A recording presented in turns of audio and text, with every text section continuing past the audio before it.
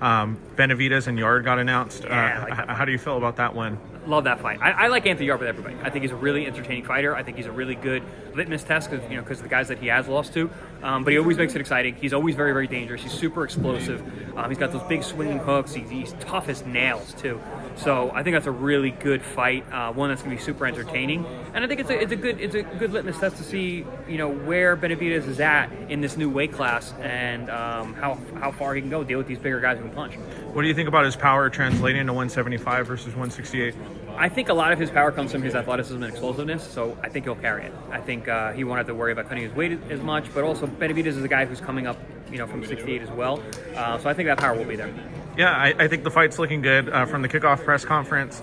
If I was a fighter going against somebody named the Mexican Monster, I think I would be a little hesitant, but Anthony Yard looked very calm, composed, ready for the war. Another reason I love that guy, he's a warrior. He wants to fight everybody. He wants all the smoke with the toughest guys in the world, and he's been in with them, and he fights, goes out in his shield whenever the time comes. But yeah, I really enjoy Anthony Yard. What about Brian Norman and Devin Haney? How do you feel about that one? I mean, apparently it's in jeopardy, but it's I love the fight. Oh, is it really? Is that? Yeah. So apparently Devin Haney wants Brian Norman to begin VADA testing now. Oh, okay. And he wants to go on a trip, right, or something. Right, exactly. So I don't know if this is really going to, have the fight get moved or get canceled. I don't know if it's that serious. I guess it depends on how much these guys want to push. But I think it's a really good fight with two young guys who are as close to their primes as we're going to see. We're not getting the older guys fighting each other later on. We're getting two young guys who are hungry, both undefeated, and it's a good style clash. You got obviously Devin Haney is a brilliant boxer, and then you got Brian Norman, who's turned out to be a puncher all of a sudden. He's got really good timing. He's not getting brilliant knockouts. So it's a nice clash of styles. We'll see whichever man can get the other guy to fight his fight, I think wins. Do you feel like this is a do or die right now for Devin Haney's legacy?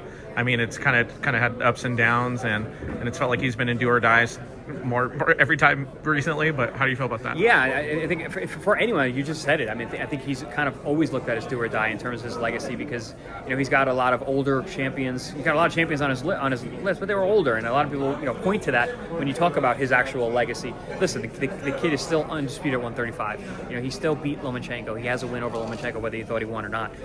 So the legacy is damn good already, and he still has a lot to go. He's young. But yeah, it's going to be really easy that if he takes a bad loss to be like, yeah, well, that was all manufactured. And I think that's something that they're aware of. I think his career has been moved brilliantly thus far. And listen, they're very smart. The Haneys are very smart in the way they're setting things up. So will be interesting to see. I hope this fight actually happens.